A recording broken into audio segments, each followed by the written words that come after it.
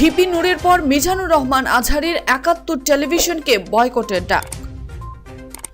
শায়েখ আহমদুল্লাহ এবং ভিপি নূরে ৭১ টিভি বয়কটের ডাকের পর এবার মিজানুর রহমান আজহারীও ৭১ টিভিকে বয়কটের ডাক দিলেন। তিনি তার ভেরিফাইড ফেসবুক পেজ থেকে এই বয়কটের ডাক দেন।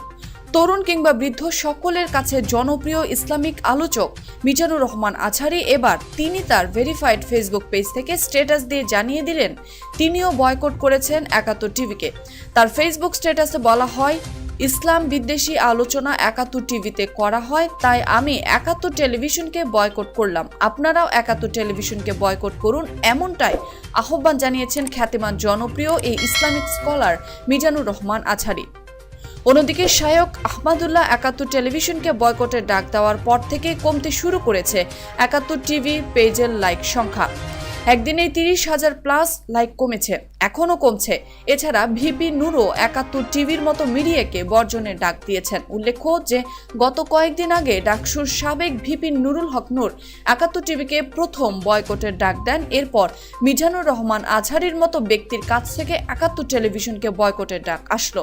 ডাকসুর ভিপি নুরুল হক নূর এবং মিজানুর রহমান আল আজহারী এই দুইজনের ৭১ টিভিকে বয়কটের ডাক আসার সাথে সাথে বাংলাদেশের হাজারো তরুণ সমাজের অনেক যুবক যুবতী ফেসবুকে স্ট্যাটাস দিয়ে জানিয়ে দিয়েছেন তারাও ৭১ টেলিভিশনকে বয়কট করেছেন। ৭১ টিভি সহ হলুদ সাংবাদিকতা এবং দালাল গণমাধ্যমে বর্জনের ডাক দিয়েছেন ঢাকা বিশ্ববিদ্যালয়ের সাবেক সংসদের সদ্য সাবেক ভিপি নুরুল হক নূর। সামাজিক যোগাযোগ মাধ্যম ফেসবুকের মাধ্যমে একটি স্ট্যাটাসে তিনি আহ্বান জানান। তিনি বলেন, বিভিন্ন সময়ে ৭১ টিভি পক্ষপাতমূলক এবং উদ্দেশ্য প্রণোদিত সংবাদ জনমনে বিভ্রান্তি সৃষ্টি করে, তাই ৭১ টিভিতে কথা বলার ইচ্ছে ও রুচি নেই। অন্য এক স্ট্যাটাসে নুরুল হক নূর বলেন, ৭১ টিভি কর্তৃপক্ষের কাছে সবিনয়ে জানতে চাই, আপনারা যেভাবে সংবাদ উপস্থাপন করেন এগুলো কি সাংবাদিকতা বা গণমাধ্যমের নীতিমালায় পড়ে?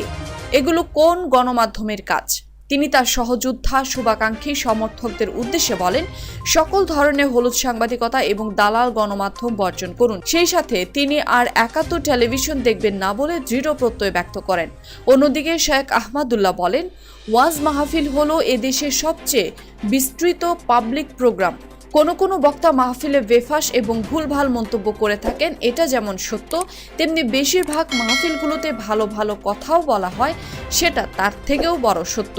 ৭১ টিভি খুঁজে খুঁজে আপত্তিকর কথাগুলোকে যেভাবে হাইলাইট করে সম্প্রচার করে থাকে, মাহফিলের হাজারো ভালো কথার একটিকেও কি কখনো প্রচার করেছে? গণমাধ্যম মানে কি শুধু ময়লা আবর্জনা ঘাটার যন্ত্র? কোনো মূর্খ বক্তা ওয়াজ মাহফিলে নারীকে নিয়ে বেফাস এবং মূর্খতা সুলভ উক্তি করে, এটা অসত্য নয়। তাই বলে সেসব বক্তব্যের কারণে ধর্ষকরা নারী ধর্ষণে উদ্বুদ্ধ হয়? একটি টিভি চ্যানেল এত নির্লজ্জা, মিথ্যাচার এবং কুৎসিত মন্তব্য করতে একটুকু বাধল না? ওয়াজ মাহফিল থেকে ধর্ষণে উদ্বুদ্ধ হয়েছে এমন জবানবন্দি আজ পর্যন্ত কোনো ধর্ষক থেকে পাওয়া গেছে? ধর্ষক কখনো ওয়াজ মাহফিলে যাক বা না যাক, ৭১ টেলিভিশনের মতো চ্যানেলগুলো তারা অবশ্যই দেখে। এইসব চ্যানেলে যেভাবে নারীকে সারাক্ষণ পণ্য এবং ভোগ্য বস্তু হিসেবে উপস্থাপন করা হয়, তা থেকে ধর্ষক উৎপাদন হওয়ার কথা নাকি ফেরেস্তা। #৭১ টিভিকে বয়কট করুন এই লিখে শেষ করেন শায়েখ আহমদুল্লাহ। সূত্র শায়েখ আহমদুল্লাহ ফেসবুক পেজ।